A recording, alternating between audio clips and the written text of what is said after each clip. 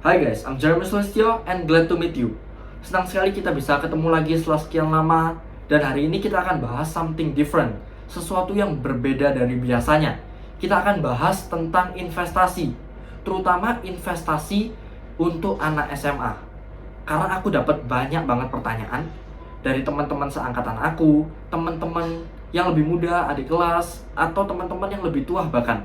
Hari ini kita akan kupas tuntas tentang investasi terbaik untuk anak SMA.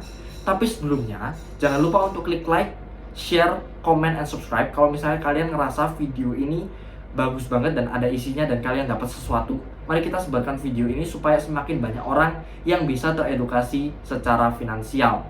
Belakangan ini aku dapat banyak banget pertanyaan dari teman-teman aku, kayak gimana sih cara mulai investasi untuk anak SMA?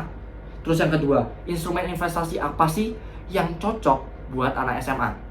Ada juga, dan yang paling banyak itu ini, aku masih SMA, belum punya modal untuk diinvestasiin. Kira-kira gimana supaya aku dapat modal, supaya aku bisa rutin investasi? Hari ini kita akan bahas tuntas tentang investasi terbaik untuk anak SMA dari sudut pandang aku. Aku akhir-akhir ini tanya ke teman-teman aku, dan mostly mereka jawab alasan kenapa mereka belum mulai investasi itu karena belum punya penghasilan, belum punya sumber income, dan mereka nggak tahu apa yang harus diinvestasiin. Kalau menurut aku sendiri, kalau misalnya kita belum punya yang namanya uang untuk dikelola, untuk diinvestasiin, untuk diputar, untuk dapat laba atau keuntungan lagi, itu adalah investasi di diri sendiri. Hah?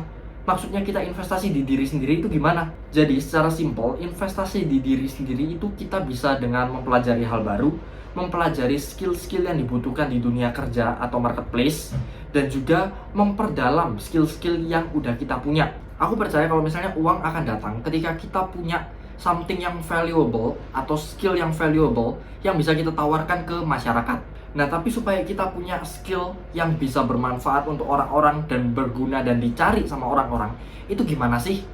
Kita bisa ikut webinar untuk ningkatin pengetahuan kita. Kita bisa ikut online courses supaya kita bisa tahu step by step gimana caranya kita bisa ngembangin skill ini. Dan terakhir, ketika kita sudah belajar skill ini, kita harus banyak-banyakin latihan supaya kualitas dari skill yang kita punya bisa semakin meningkat dari hari ke hari.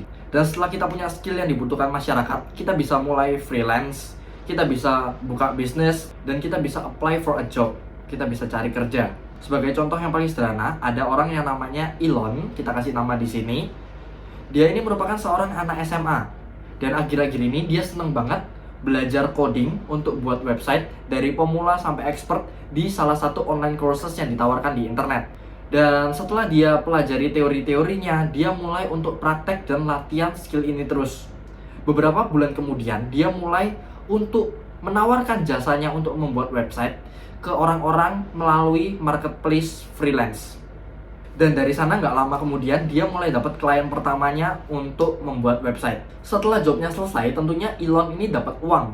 Dan uang yang dia dapetin akhirnya bisa dia pakai untuk investasi. Dan setelah kita punya uangnya, jangan lupa untuk kita investasikan uang kita di instrumen investasi yang kita ngerti.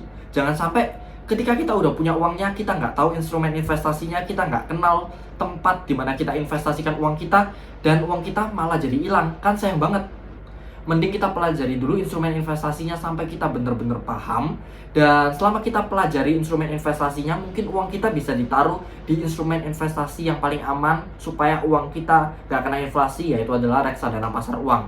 Dan setelah kita pelajari instrumen investasinya, kita bisa mulai taruh uang kita di sana. Dan sekali lagi aku mau nyimpulin kalau misalnya investasi terbaik itu ada di diri kita sendiri. Dengan kita punya skill yang valuable untuk masyarakat, uang itu akan datang sendiri.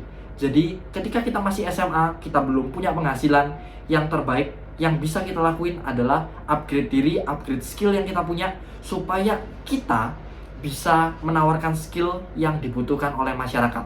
So that's all video kita untuk hari ini. Thank you for watching. Don't forget to give a like, share, comment, and subscribe kalau misalnya kalian ngerasa video ini bermanfaat buat kalian. And see you to the next video. Goodbye.